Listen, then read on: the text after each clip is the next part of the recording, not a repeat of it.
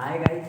तो last class में हमने डिस्कस किया था ट्यूबुलर रीअब्जॉर्प्शन एंड सिक्रेशन, यानी कि जो चीज़ें फिल्टर होकर आ गई थी काम की चीज़ें उनको रीअब्जॉर्ब किया, और कुछ चीज़ें थी जो कि काम की नहीं थी, यानी कि जो वेस्ट था उनको वापस लूप ऑफ हेनरी और डीसीटी में डाला गया। तो ये चीज़ हमने डिस्कस किया था ट्यूबुलर रीअब्जॉर्प्शन एंड सिक्रेशन। अब हम आज की क्लास में पढ़ने वाले काउंटर करंट मैकेनिज्म। ये काउंटर करंट मैकेनिज्म क्या होता है, इसके पहले हम दो चीज़ों के बारे में डिस्कस करेंगे। पहली जो चीज़ है वो ये है कि डायल्यूट यूरिन का फॉर्मेशन कैसे होता है। डायल्यूट यूरिन का फॉर्मेशन कैसे होता है, यूरिन का फॉर्मेशन डायल्यूट कैसे होता है। तो देखिए डायल्यूट यूरिन फॉर्मेशन कैसे होता है, जब हम ज़्यादा पानी पीते हैं, मोर ड्रिंक,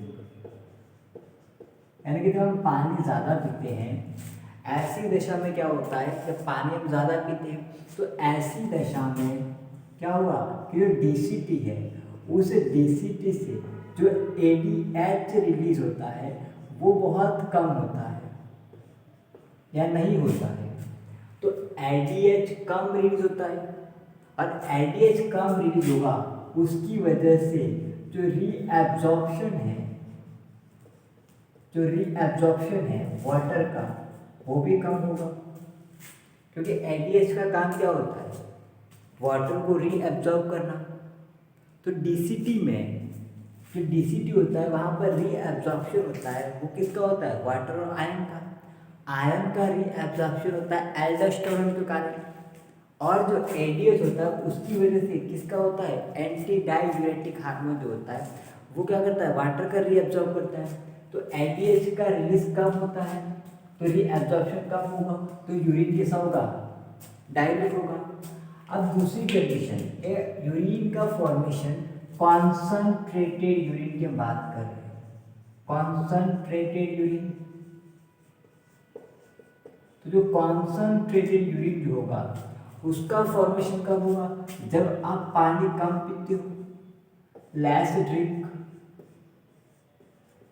जब पानी बहुत कम पीते हैं, तो जब पानी बहुत कम पीते हैं ऐसी दशा में क्या होता है, जो डीसीटी होता है, डिस्टल कॉन्वोल्यूटेड ट्यूब्यूल, वो क्या करती है, एडीएच, इसको रिलीज ज़्यादा करती है।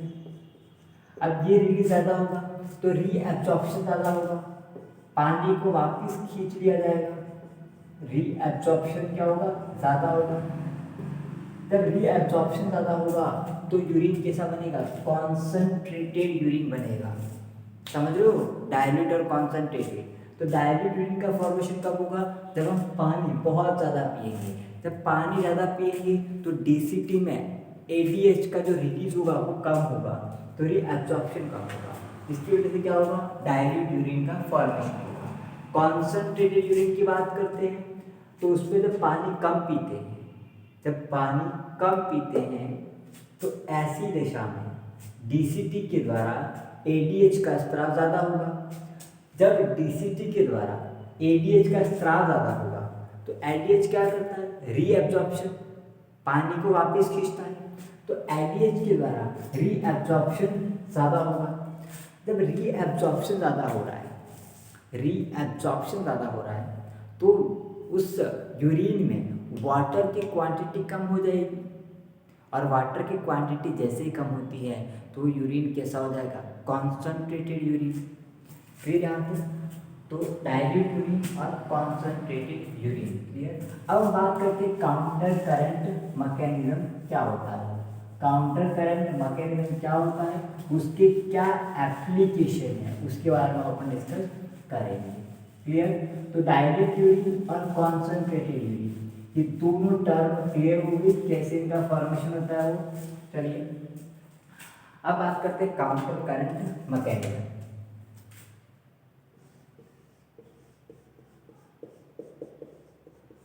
काउंटर करंट मैकेनिज्म,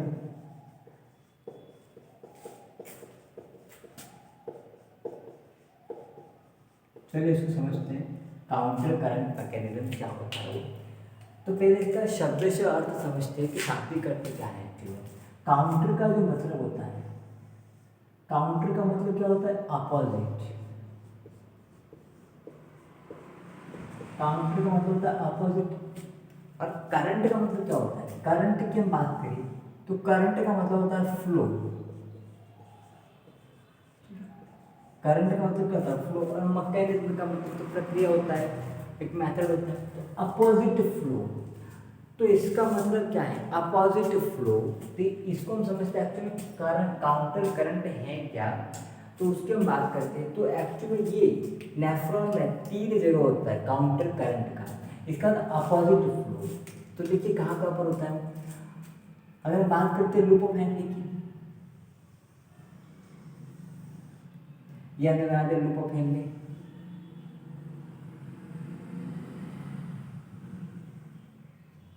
ये लूप ऑफ हेनरी बनाया हमने। ये लूप ऑफ हेनरी की कौन सी आर्म है? Descending arm. और ये असेंडिंग आर्म है। ठीक है, descending arm of loop of Henry थोड़ा बड़ा कर लेते हैं अपन ताकि उसके अंदर लिख पाए। चलिए, तो ये तो हो गया अपना descending arm of loop of Henry. Descending arm नीचे आ रही है, अभी रहने देते हैं। तो फिर ये हो गया लूप ऑफ हेनरी। इसके बाद हम बात करते हैं तो लूप ऑफ हेनरी जो होता है उसमें आप देखिए यहाँ पर जो लिक्विड होगा उसका डायरेक्शन क्या होगा? उसकी फ्लो का डायरेक्शन क्या होगा? नीचे की ओर। तो इस लिक्विड के फ्लो की डायरेक्शन कहाँ पर है? ये वाली। चलिए, अब यहाँ पर जो लिक्विड होगा उसका फ्लो का डायरेक्शन कौन सा है? अपवर्ड डायरेक्शन में, ऊपर की ओर है। ये दो चीजें। यहाँ पर जो लिक्विड ऊपर जा रहा है, यहाँ पर लिक्विड नीचे जा रहा है। अब मैं इसके चारों ओर अगर वासा रेक्टा बना दूँ, वासा रेक्टा बनाऊँ, क्योंकि लूप ऑफ हेनरी के चारों ओर क्या होगा? वासा रेक्टा। ये मैंने एक वासा रेक्टा बना दिया।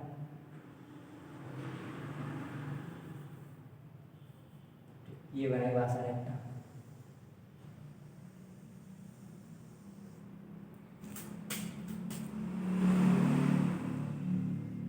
ये बन गई वासा रेक्टा जो इसके सराउंड होती है।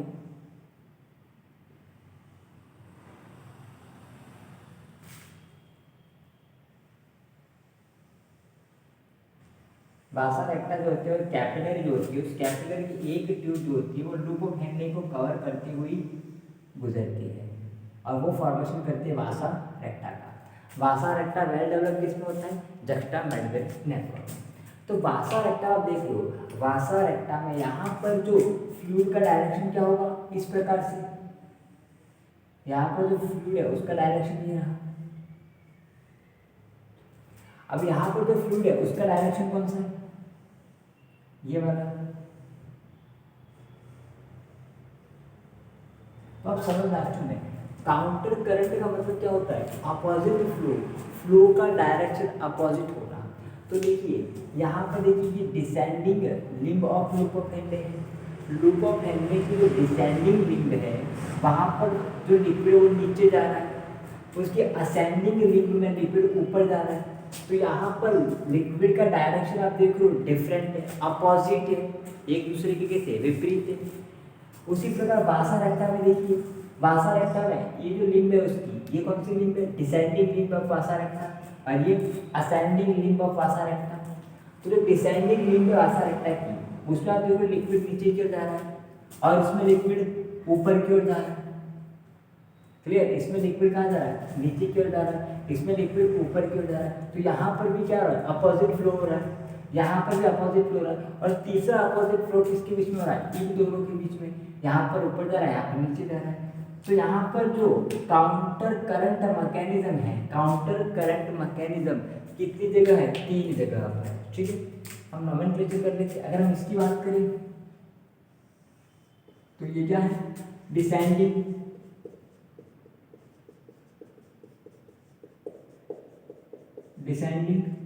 Limb of loop of Henry, descending limb of loop of Henry होगी। इसके बात करें तो ये कौन सी हो जाएगी? असेंडिंग लिंब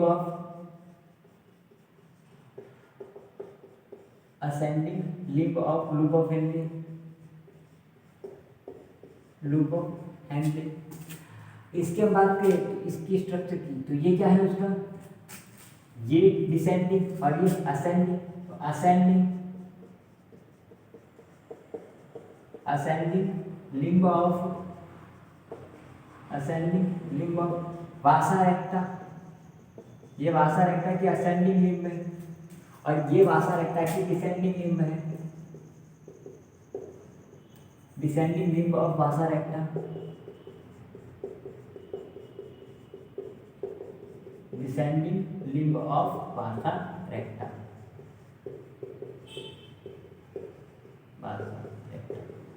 क्लियर यहाँ तक। तो काउंटर करंट का मतलब क्या हुआ कि नेफ्रॉन में अपोजिट फ्लो कहाँ कहाँ पे हो रहा है, 3 जगह अपोजिट फ्लो हो रहा है।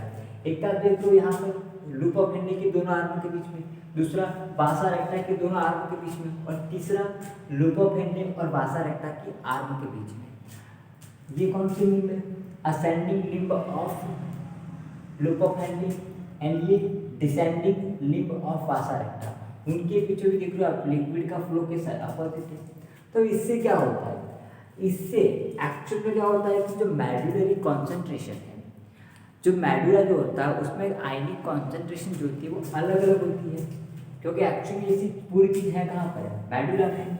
देखिए यहाँ पर बताते हैं मेडुला का स्ट्रक्चर देखते हैं। देखिए ये हमने बनाया मेडुला, तो ध्यान से समझो। यहाँ पर क्या था, बॉमन कैप्सूल, फिर बॉमन कैप्सूल के बाद ये पीसीटी, फिर लूप ऑफ हैंडी, ये लूप ऑफ हैंडी, और फिर ये डीसीटी। ये चीजें थी, ये मेडुला है और उस मेडुला के अंदर एक नेफ्रॉन है। अब इसके चारों यहाँ पर क्या था, वासा रेक्टा था, जो बनाया वासा रेक्टा यहाँ पर होगी। तो अब इसके अंदर आयनिक कॉन्सेंट्रेशन की हम बात करते हैं, तो इसके अंदर यहाँ पर तो इसका आयनिक कॉन्सेंट्रेशन कितना था, बॉमन कैप्सूल में 300 था, पीसीटी में भी 300 मिली ऑस्मोल पर लीटर। इसका हमने जिक्र किया था प्रीवियस लेक्चर में, मिली ऑस्मोल पर लीटर, मिली ऑस्मोल पर लीटर।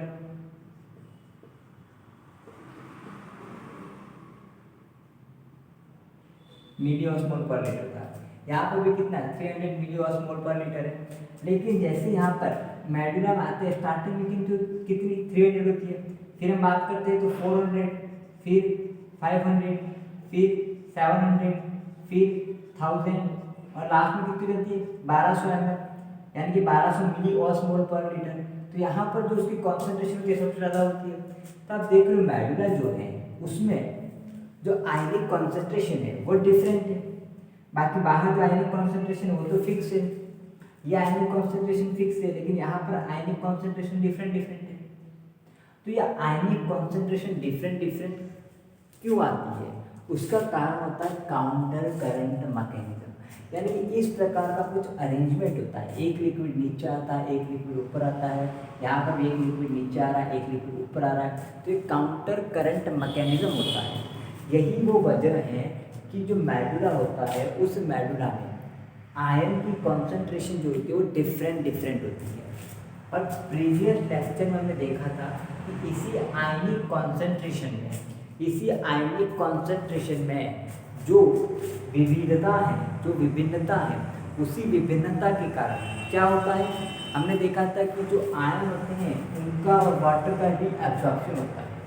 आयनिक कॉन्सेंट्रेशन में डिफ्रेंशिएशन की वजह से ही वाटर का रीएब्जॉर्प्शन होता है और साथ में आयन का रीएब्जॉर्प्शन होता है, जिसको हमने प्रीवियस लेक्चर में कवर किया था। क्लियर। तो चलिए अब देखते हैं कैसे ये प्रोसेस होता है वो। क्लियर। अब ये जो चीज़ है यहाँ पर ध्यान देना, एक्चुअल में यहाँ पर ये पीसीटी है, अपन इसको ऊपर लिख देते हैं, इसका मतलब फ्लो होता ही है। तो मैं यहाँ पर आगे स्ट्रक्चर बना देता हूँ। देखिए मैंने ये बॉमन कैप्सूल बना दिया हल्का सा, ये बॉमन कैप्सूल, ये पीसीटी और ये लूप ऑफ हैंडी में जा रहा है। आगे यहाँ पर क्या बन जाएगा, डीसीटी बना दिया मैंने, ये डीसीटी बन गया। ठीक है। अब नेफ्रॉन क्लियर हो गया आपको, ये हो गया बॉमन कैप्सूल, ये पीसीटी और ये लूप ऑफ हैंडी और ये पूरा डीसीटी। और ये पूरी चीज़ है कहाँ पर है, मेडुला में। तो मेडुला यहाँ पर आप देख लो आयनिक कॉन्सेंट्रेशन क्या होती है, डिफरेंट डिफरेंट है। तो आयनिक कॉन्सेंट्रेशन डिफरेंट डिफरेंट क्यों आती है, उसका कारण देखा जाए तो उसका कारण काउंटर करंट ही है ना। जो प्रवाह है उसका विपरीत होना, काउंटर करंट। करंट का मतलब क्या होता है, फ्लो। करंट का मतलब फ्लो। तो फ्लो जो होता है वो कैसा होता है, अपोजिट होता है। यही वो कारण है कि जो आयन की कॉन्सेंट्रेशन है उसमें इतनी वेरिएशन आ रही है। तो चलिए देखते हैं कैसे होता है वो। तो देखो ये जो पार्ट है ये कॉर्टेक्स वाला पार्ट है, ये पूरा ये हमने बना दिया। ये कॉर्टेक्स, ऊपर वाला भाग कौन सा है, कॉर्टेक्स, और नीचे वाला भाग पूरा मेडुला है। ये वाला, ये ऊपर वाला भाग कॉर्टेक्स होता है और नीचे वाला भाग मेडुला है। तो ये ऊपर वाला भाग कॉर्टेक्स है, कॉर्टेक्स, और ये नीचे वाला भाग कौन सा है, मेडुला है। तो कॉर्टेक्स में आयनिक कॉन्सेंट्रेशन कितनी है, 300 मिलीऑस्मोल पर ml, उतनी उसकी आयनिक कॉन्सेंट्रेशन है। और मेडुला में आयनिक कॉन्सेंट्रेशन चेंज हो रही है। अब वो क्यों हो रही है, तो हम बात करते हैं एक न्यू बॉर्न बेबी के नेफ्रॉन। ये उसका नेफ्रॉन है, उस बेबी का नेफ्रॉन है जिसका तुरंत जन्म हुआ है, जिसमें अभी तक यूरिन फॉर्मेशन एक भी बार नहीं हुआ है। तो जो न्यू बॉर्न बेबी है उसका ये नेफ्रॉन है।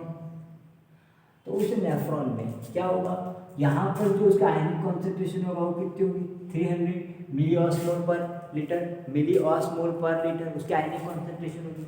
और वही आयनिक कॉन्सेंट्रेशन यहाँ पर भी होगी स्टार्टिंग में, और वही आयनिक कॉन्सेंट्रेशन एंड तक वही होगी। एंड तक कैसे होगी, वही होगी। अगर हम ये जो इसकी स्ट्रक्चर हम बनाते हैं डीसीटी, तो निचला भाग पतला होता है, सॉरी लूप ऑफ हिंडर पे ये जो लिंग है उसकी, तो निचला भाग पतला होता है, ये भाग थोड़ा छोटा होता है, इस प्रकार से हम बनाते हैं। तो अब हमने देखा था प्रीवियस लेक्चर में कि ये जो भाग होता है वहाँ पर कुछ पंप लगे होते हैं, वहाँ पर कुछ पंप लगे थे, आयन के चैनल लगे होते हैं। तो चैनल को बना देते हैं, जिनकी अभी जरूरत पड़ेगी।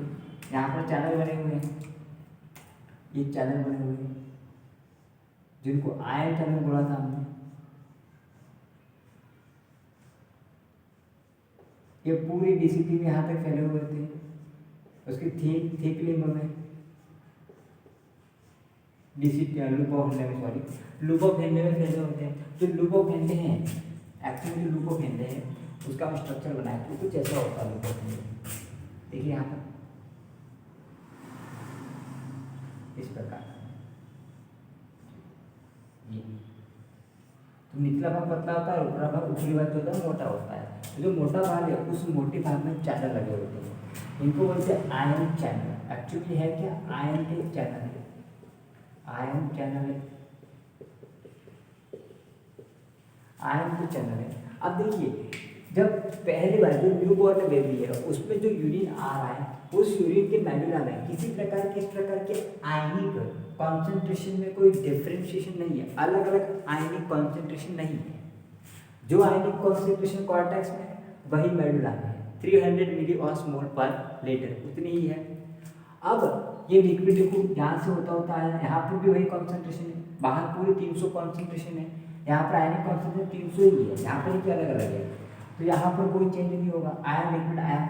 लेकिन जैसे ही लिक्विड यहाँ पर जाना शुरू हुआ तो ये जो चैनल होते हैं वो चैनल कौन से, आयन चैनल है।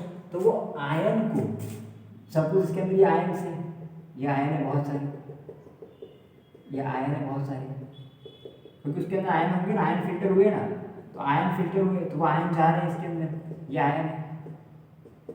तो अब यहाँ पर चैनल लगे, वो चैनल क्या करेंगे, उस आयन को बाहर फेंकने का काम करेंगे। तो उस आयन को बाहर फेंकने, ये आयन को बाहर फेंका, इधर भी आयन को बाहर फेंका। तो आयन को बाहर फेंकने से यहाँ पर आयनिक कॉन्सेंट्रेशन 300 ही थी, लेकिन जैसे आयन को बाहर फेंका आयनिक कॉन्सेंट्रेशन क्या होगी, बढ़ गई। आयनिक कॉन्सेंट्रेशन क्या होगी, बढ़ गई। तो ये आयनिक कॉन्सेंट्रेशन सपोज कितनी हुई, 400 होगी, नीचे 400, क्योंकि यहाँ पर आयन ज़्यादा होंगे ना, तो वो आयन अब जैसे ऊपर जाएंगे आयन कम होते जाएंगे, क्योंकि आयन बाहर भी तो निकल रहे हैं ना। जैसे जैसे ऊपर जाएंगे आयन कम होते गए, तो बाहर आयन निकलेंगे वो भी कम निकलेंगे, तो आयनिक कॉन्सेंट्रेशन अब घट जाएगी। सपोज यहाँ पर कितनी थी, यहाँ पर कितनी थी, यहाँ पर 400 थी, यहाँ पर 370 कर लो, यहाँ पर 350 सपोज, और 310 और फाइनली 300। तो ये आयनिक कॉन्सेंट्रेशन में वेरिएशन आ गई। अब ये वेरिएशन क्यों आई समझ रहे हो ना, क्योंकि यहाँ पर आयन ज़्यादा थे तो ज़्यादा आयन बाहर निकले, यहाँ पर आयन कॉन्सेंट्रेशन ज़्यादा होगी, जैसे जैसे ऊपर जाएंगे आयनिक कॉन्सेंट्रेशन कम होती गई, तो वो आयन कहाँ पर आ गए, यहाँ पर आ गए। यहाँ पर आप देख लो आयनिक कॉन्सेंट्रेशन बदल गई। अब दोबारा जब लिक्विड आएगा तो वो लिक्विड देखिएगा, यहाँ से जैसे वो लिक्विड आता है उस लिक्विड के आने पर क्या होगा, तो अब दोबारा जब यहाँ पर लिक्विड आएगा, दोबारा जब फिल्टर आएगा, तो जो दोबारा फिल्टर आएगा तो यहाँ पर आप देख लो आयनिक कॉन्सेंट्रेशन, जैसे ही फिल्टर नीचे आएगा यहाँ पर आयनिक कॉन्सेंट्रेशन चेंज है। और ये जो लिंब होती है descending limb of loop of Henle, हमको पता है कि वाटर के लिए कैसे होती है, परमेबल होती है। ये जो descending limb of loop of Henle है वो पानी के लिए कैसे होती है, पारगम्य होती है, उसके लिए परमेबल होती है। तो अब क्या होगा, वाटर निकल कर कहाँ पर आ जाएगा, इसके अंदर से वाटर निकल कर इसके अंदर आ जाएगा, ये वाटर आ गया, इसके अंदर से निकल कर कहाँ आ रहा है, वाटर यहाँ पर आ गया। अब वाटर यहाँ पर आता रहेगा क्योंकि वो आयनिक कॉन्सेंट्रेशन को बैलेंस करना है उसको। तब जैसे यहाँ पर आएगा उसका 400 बैलेंस हो गया। अब जैसे जैसे ऊपर जाएगा वो, अब यहाँ पर आयन ज़्यादा है ना, अब आयन यहाँ पर क्यों ज़्यादा है, क्योंकि पानी तो निकाल दिया है, पानी निकाल दिया ना, तो उसके अंदर आयन ज़्यादा होंगे, वाटर को निकाल दिया तो आयन ज़्यादा होंगे। तो अब यहाँ पर आयन ज़्यादा होंगे तो अगेन यहाँ पर आयन ज़्यादा रिमूव होंगे, आयन ज़्यादा बाहर निकलेंगे उस चैनल से, तो आयन ज़्यादा बाहर निकलेंगे तो यहाँ पर कॉन्सेंट्रेशन और बढ़ जाएगी, तो ये कॉन्सेंट्रेशन 600 हो जाएगी। फिर तीसरा राउंड, तो इस प्रकार ये कॉन्सेंट्रेशन जो होती है वो तब तक बढ़ती रहेगी जब तक कि हम जो कॉन्सेंट्रेशन पढ़ते हैं 400, 500, 700 एंड 1000 और लास्ट में 1200 में 12 मिलीऑस्मोल पर लीटर, इतनी कॉन्सेंट्रेशन नहीं आ जाती तब तक ये प्रोसेस होता रहता है। तो अब देखिए ये एक्चुअली हुआ क्यों, ये जो मैग्नेटिक कॉन्सेंट्रेशन में जो अलग अलग वेरिएशन आई है उसका कारण क्या था, काउंटर करंट या अपोजिट डायरेक्शन। ठीक है, देखो उसको कुछ ऐसे समझते हैं, अगर ये काउंटर करंट नहीं होता, ये काउंटर करंट नहीं होता अगर, तो क्या होता, चलिए देखिए, अगर काउंटर करंट नहीं होता तो क्या होता, वो ये हमें बना दिया कॉमन कैप्सूल, ये हमें बना दिया पीसीटी, और ये हमें बना दिया लूप ऑफ हेनले, और ये डीसीटी, और ये कलेक्टिंग डक्ट। तो अगर ये काउंटर करंट नहीं होता, अगर ये इस प्रकार का ये अरेंजमेंट नहीं होता और ये नेफ्रॉन सीधा होता तो क्या होता, ठीक है। तो यहाँ पर देखिए, यहाँ पर कॉन्सेंट्रेशन कितनी, 300, तो यहाँ पर भी कॉन्सेंट्रेशन कितनी हो जाएगी, 300, यहाँ पर भी 300। अब यहाँ पर चैनल लगे हुए हैं, ये चैनल लगे हुए हैं, तो इस चैनल लगने से फिर यहाँ बाहर की कॉन्सेंट्रेशन कितनी हो जाएगी, हमने बताया 320 हुई, 350 हुई, और फिर 400 होगी, बढ़ रही है ना, फिर यहाँ पर 400, तो कॉन्सेंट्रेशन बढ़ रही है। लेकिन अगर ये इस प्रकार का अरेंजमेंट नहीं हुआ तो दोबारा जब यहाँ पर फिल्टर आएगा तो वो फिल्टर, यहाँ पर जो फिल्टर आ रहा है वो फिल्टर तो वाटर को बाहर निकालेगा क्या, नहीं निकालेगा, क्योंकि वो वाटर बाहर क्यों निकल रहा था, क्योंकि इस प्रकार यहाँ पर जो वैल्यूज थी वो वेरी कर रही थी, यहाँ पर आयनिक कॉन्सेंट्रेशन बदल रही थी ना, तो इसलिए बैलेंस करने के लिए यहाँ का वाटर बाहर निकल रहा था। तो क्या ये वैल्यूज जो हैं, क्या इस वैल्यूज का इफेक्ट इस पर पड़ रहा है, नहीं पड़ रहा है, तो ये वाटर को रिमूव करेगा क्या, नहीं करेगा।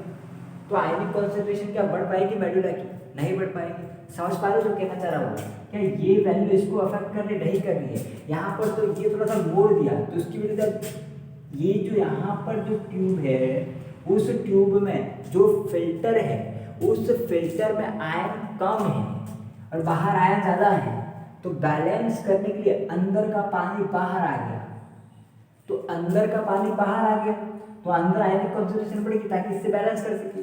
पर यहाँ पर बैलेंस करने की जरूरत ही क्या है, दोनों अलग अलग है, ये आयनिक कॉन्सेंट्रेशन इसको इफेक्ट कर ही नहीं रही है, इसीलिए ये काउंटर करंट का होना बहुत जरूरी है। किसके लिए, इस आयनिक कॉन्सेंट्रेशन जो मेडुला में है डिफरेंट उसको बनाए रखने के लिए। इस आयनिक कॉन्सेंट्रेशन का जो जनरेशन होता है, उनका जो प्रोडक्शन होता है, उसका कारण क्या है, ये काउंटर करंट। अगर ये लूप ऑफ हेनले ऐसे नहीं होता तो ये प्रक्रिया होती ही नहीं, क्योंकि सीधा होता ना तो यहाँ पे जो आयनिक कॉन्सेंट्रेशन है वो इसको इफेक्ट करती ही नहीं। जैसे कि आप देखो यहाँ पर नहीं कर रही है, तो वैसे करती ही नहीं, तो यहाँ पर 300 रहती, यहाँ पर 320, 300 और 400 बढ़ती ही नहीं आगे, क्योंकि जब इसको मोड़ दिया तो अब इस 320 की क्वांटिटी ने इसको इफेक्ट किया, अंदर वाली को 300।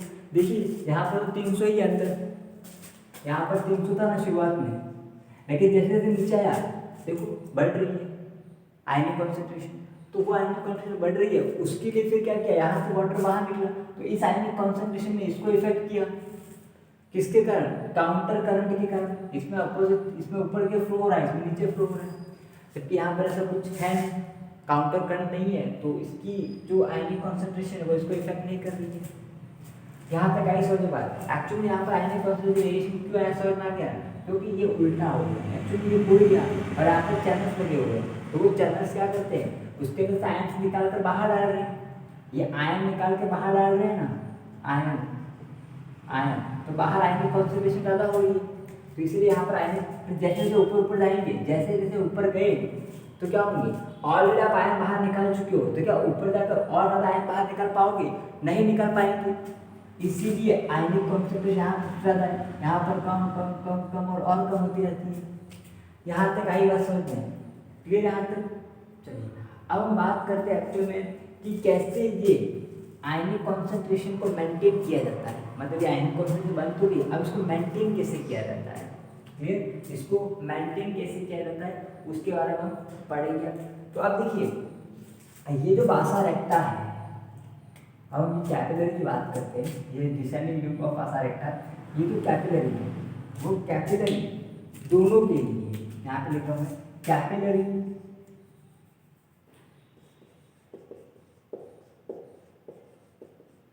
Capillary are permeable, capillary is permeable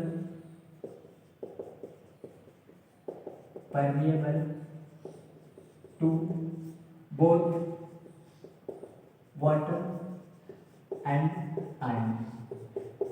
ये जो कैपिलरी है वो वाटर और आयन दोनों के लिए परमिएबल है, दोनों के लिए क्या है, परमिएबल है, और जो आयन होते हैं वो ऑस्मोलाइट होते हैं, पानी बाहर जाएगा तो वाटर भी बाहर जाएगा। ये जो लिंब है ना एक्चुअल में, अब यहाँ से यहाँ पर आपको पता है यहाँ पर आयन बाहर निकले और यहाँ पर वाटर बाहर निकला, ऐसा क्यों हुआ, क्योंकि ये जो लिंब है वो किसके लिए, वाटर के लिए इम्परमिएबल है, ये वाटर के लिए इम्परमिएबल है ना, ये क्या है, पानी के लिए अपारगम्य है, ये जो होती है वो पानी के लिए कैसी होती है, अपारगम्य, नॉन परमिएबल, और आयन के लिए कैसी होती है, पारगम्य होती है, इसलिए इसने आयन को बाहर निकाला। अब इसमें वाटर को क्यों बाहर निकाला, क्योंकि पानी के लिए पारगम्य है, और वह आयन के लिए कैसी होती है, अपारगम्य होती है। अगर आयन की बात करें तो उसके लिए अपारगम्य, आयन के लिए अपारगम्य होती है, अब ये आयन के लिए कैसी होती है, पारगम्य होती है, आयन के लिए पारगम्य, इसलिए आयन बाहर निकल रही है।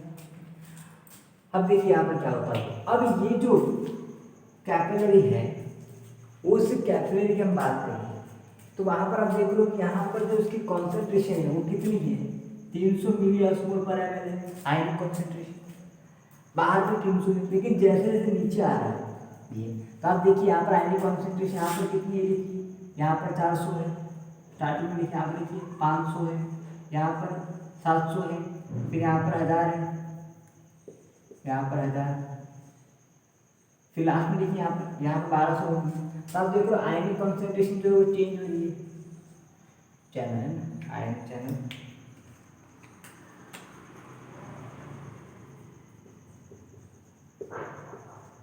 तो आयनिक कॉन्सेंट्रेशन आप देख लो चेंज हो रही है, लास्ट होते हैं 1200।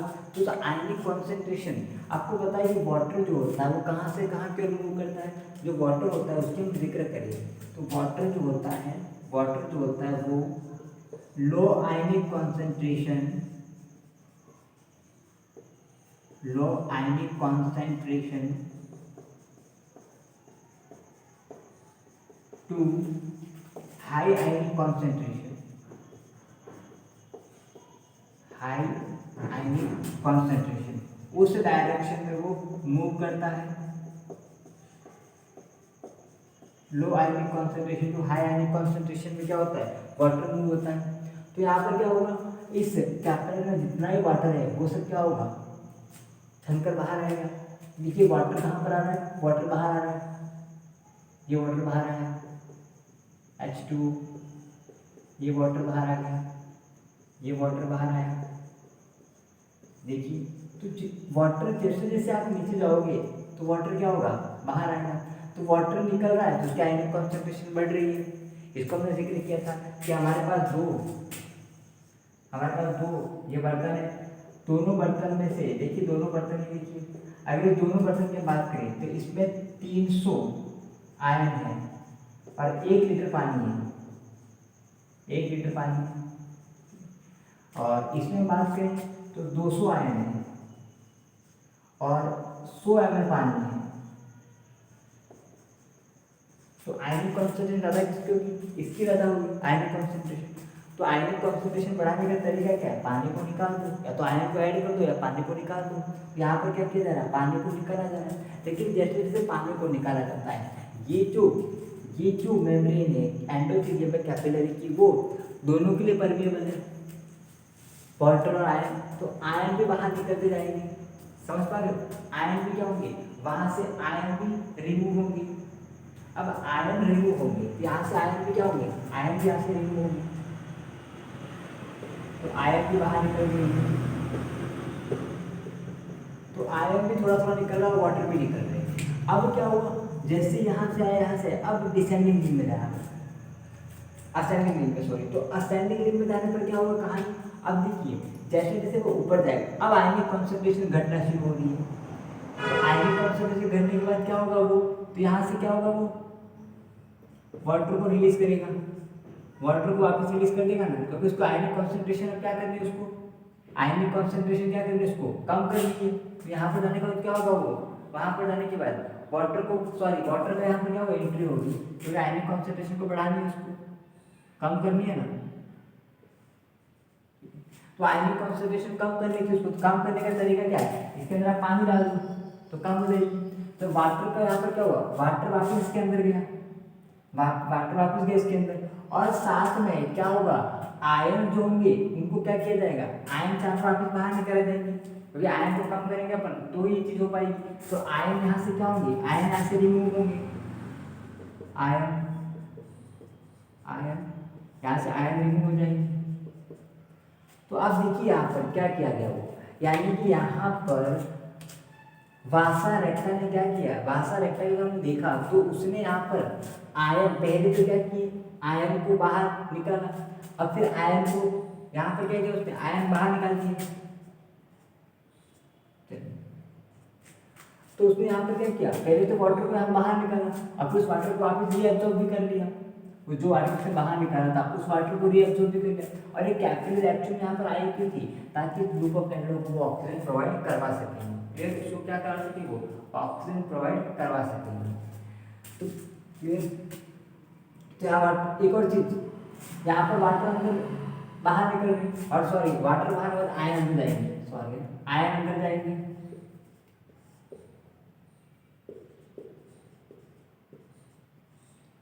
एक मिनट देखिए, आयन अंदर जाएंगे क्योंकि आयन कॉन्सेंट्रेशन को बढ़ा दिया इसीलिए, और वाटर बाहर आएगा, ये दोनों के लिए परमिएबल है। तो यहाँ पर क्या किया जाएगा, एक्चुअली देखा तो अपोजिट हो रहा है, एक्सचेंज हो रहा है यहाँ पर। तो इसको बोलते हैं काउंटर करंट एक्सचेंज। एक्चुअली जो टर्म है उसका मतलब क्या है, काउंटर करंट एक्सचेंज। यहाँ पर लिखते हैं काउंटर करंट एक्सचेंज।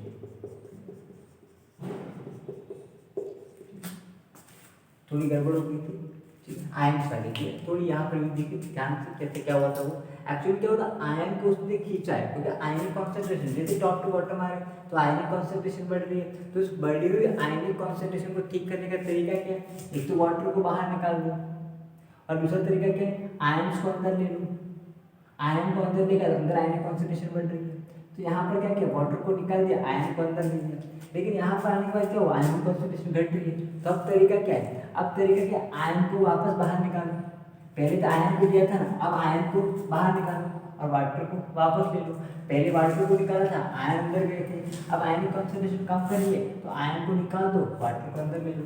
तो एक्चुअल वासा रेक्टा ने क्या किया यहाँ पर वासा रेक्टा ने क्या किया, वासा रेक्टा ने यहाँ पर आयन में कोई चेंजेस नहीं आई। यहाँ पर आयन क्या किए थे, अंदर लिए थे, यहाँ बाहर निकाल दिए। यहाँ वाटर को बाहर निकाला था, यहाँ वाटर को अंदर ले लिया। तो यहाँ पर जो लिक्विड था उसमें कोई चेंज नहीं आया, लेकिन उसका काम भी हो गया। उसका काम क्या करना था, यहाँ पर इस लूप ऑफ हैंडलिंग को ऑक्सीजन प्रोवाइड करवाना, तो उसका काम भी हो गया वो। फिर उसका काम भी कर लिया उसने, और उसकी जो आयनिक कॉन्सेंट्रेशन है वो भी बनी रही, और लिक्विड का जो नेचर था वो भी यहाँ पर वैसा के वैसा बना रहा। क्लियर यहाँ तक। तो सबसे पहले रिएक्शन में क्या पढ़ा, ये जो चीज बाद में हमने पढ़ी है वो है काउंटर करंट एक्सचेंज। वहां पर आप देखो एक्सचेंज हो रहा है, एक्सचेंज किसके बीच में हो रहा है, ये लूप ऑफ हैंडलिंग है और ये मैंने बना दिया वासा रेक्टा। तो लूप ऑफ हैंडलिंग से आप देख रहे हो आयन निकल रहे, वो आयन निकल कर कहाँ पे जा रहे हैं, अंदर जा रहे हैं। देखिए आयन निकल रही है, आयन निकल कर कहाँ पे जा रहे हैं, एक्चुअली H2 में आयन निकल रही है, आयन निकल रहे थे। यहाँ से आयन निकलेंगे, H2 नहीं है, H2 यहाँ से निकलेगी और यहाँ से निकलेंगे आयन। तो आप देखो यहाँ से क्या निकल रहे हैं, आयन निकल रहे हैं। वो आयन यहाँ से निकल कहाँ पे जा रहे हैं, यहाँ पे जा रहे हैं। तो यहाँ से आयन निकल कर वो आयन कहाँ पे जा रहे हैं, वासा रेक्टा में जा रहे हैं।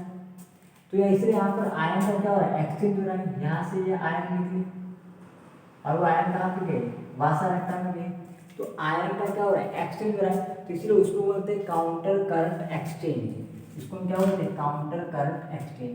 तो काउंटर करंट एक्सचेंज जो होता है मॉलिक्यूल की जो कॉन्सेंट्रेशन उसको बनाए रखती है, और जो काउंटर करंट मैकेनिज्म है उसका जो मल्टीप्लिकेशन है, ये जो स्टेप हुआ था फर्स्ट, हुआ था मल्टीप्लिकेशन ऑफ काउंटर करंट। तो काउंटर करंट का जो मल्टीप्लिकेशन है वो इस जो ये वेरिएशन है उसको डेवलप करता है, और उसको मेंटेन कौन करता है, काउंटर करंट एक्सचेंज उसको मेंटेन करता है। Clear answer. चलिए एक बार बैठ कर लेते हैं पूरा। देखो क्या हुआ, वो ये जो आयनिक कॉन्सेंट्रेशन का डिफरेंशिएशन है वो प्रोड्यूस कैसे हुआ।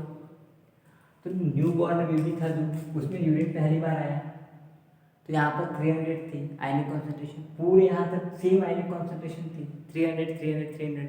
फिर जैसे जैसे ये फिल्टर यहाँ पर आया, ये बहुत सारा आयन है उसके अंदर, तो यहाँ पर आयन की पंप लगे हुए, तो आयन बाहर निकलना शुरू हो गई। ठीक है, तो आयन बाहर निकलना शुरू हो गई। जैसे जैसे ऊपर जाएगा कम आयन बाहर निकलेंगे, क्योंकि ऑलरेडी पहले सबसे ज़्यादा बाहर निकलेंगे। फिर जैसे जैसे ऊपर जाएगा आयन कम बाहर निकलेंगे। तो उस प्रकार यहाँ पर क्या होगा, आयन में कॉन्सेंट्रेशन की जो आयनिक कॉन्सेंट्रेशन है वो अलग अलग होगी। यहाँ पर 1200, फिर 1000, 700, 500, 400, 300 अलग अलग होगा। ठीक है, क्लियर हो गया।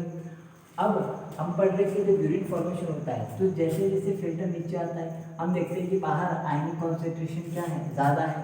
अंदर आयनिक कॉन्सेंट्रेशन कितनी है, 300 ही है। इसलिए उसको बैलेंस करने के लिए क्या किया जाता है, वाटर बाहर निकाला जाता है, वाटर बाहर निकाला जाता है। वाटर बाहर निकल जाएगा तो क्या होगा, अंदर की आयनिक कॉन्सेंट्रेशन बढ़ जाएगी। अब आयनिक कॉन्सेंट्रेशन बढ़ गई, क्योंकि ये जो मेम्ब्रेन होती है, सॉरी इसकी जो मेम्ब्रेन होती है लूप ऑफ हैंडलिंग की, वो कैसे होती है, पानी के लिए तो पारगम्य, आयन के लिए अपारगम्य। तो पानी बाहर निकलेगा, आयन तो निकलेंगे नहीं। अब ये जो आर्म है वो आर्म कैसे होती है, वो आयन के लिए पारगम्य, पानी के लिए अपारगम्य। तो यहाँ से फिर आयन बाहर निकाले जाएंगे। क्यों बाहर निकाले जाएंगे, क्योंकि यहाँ पर आयनिक कॉन्सेंट्रेशन ज़्यादा है। ऊपर जाते हैं तो आयनिक कॉन्सेंट्रेशन कम होती है। अब यहाँ पर जो लिक्विड है उसमें आयन बहुत ज़्यादा है, तो जैसे जैसे ऊपर जाएगा आयन निकाल दिए जाएंगे, ताकि उस आयनिक कॉन्सेंट्रेशन को बाहर से मैच किया जा सके, बैलेंस किया जा सके। क्लियर। अब वासा रेक्टा वाले आते हैं, काउंटर करंट एक्सचेंज क्या होता है वो देखिए। काउंटर करंट एक्सचेंज, ये जो कैपिलरी आई थी उस कैपिलरी में जो फिल्टर है, उस कैपिलरी में जो लिक्विड है, फ्लूइड है, उसकी आयनिक कॉन्सेंट्रेशन कितनी है, 300 मिलीऑस्मोल पर ml। अब जैसे जैसे ये लिक्विड नीचे आता है आप देखो बाहर के आयनिक कॉन्सेंट्रेशन क्या है, डिफरेंट है, बढ़ रही है। तो इसके लिए वो क्या करेगा, ये जो मेम्ब्रेन होती है वो दोनों के लिए परमेबल है, वाटर के लिए भी है और साथ में आयन के लिए भी है। तो वाटर को तो क्या करेगा, बाहर निकाल देगा, लेकिन आयन अंदर जाएंगे। वाटर को निकाल दिया, आयन अंदर गया, इस प्रकार उसने आयनिक कॉन्सेंट्रेशन को बढ़ा दिया। फिर फाइनल यहाँ पर आया, फिर वो ऊपर जा रहा है, तो ऊपर जाने पर देख रहे हैं कि ऊपर जा रहा है तो आयनिक कॉन्सेंट्रेशन क्या हो रही है, कम हो रही है। ऊपर जाएंगे तो आयनिक कॉन्सेंट्रेशन कम हो रही है। देखो ऊपर जाओ आयनिक कॉन्सेंट्रेशन कम हो रही है। अब उसको बढ़ाने के लिए क्या करेंगे, अब आयन बाहर निकाल दो और वाटर अंदर ले लो वापस। जो पहले किया था उसका उल्टा, पहले क्या किया था, वाटर बाहर निकाला था, आयन अंदर किए थे। अब क्या करना है, आयन बाहर निकाल दो, वाटर अंदर ले लो, तो वाटर वापस दे दिया जो निकाला था वो, और आयन जो एक्स्ट्रा चीज दी थी वो वापस दे दी गई, तो ये जो लिक्विड था वो जैसा कि वैसा बना रहा। ये सारी चीज क्यों हुई? क्या बिना काउंटर करंट काउंटर के होगा? नहीं, काउंटर करंट के नहीं हो पाएगा। काउंटर करंट का मतलब क्या होता है? Opposite flow. आप देखो ये फ्लो किस प्रकार से अपोजिट है, इस अपोजिट फ्लो ने हेल्प किया। क्लियर? तो आज के लेक्चर में इतना ही, आगे बात करेंगे कल के लेक्चर में। Clear? Thank you so much.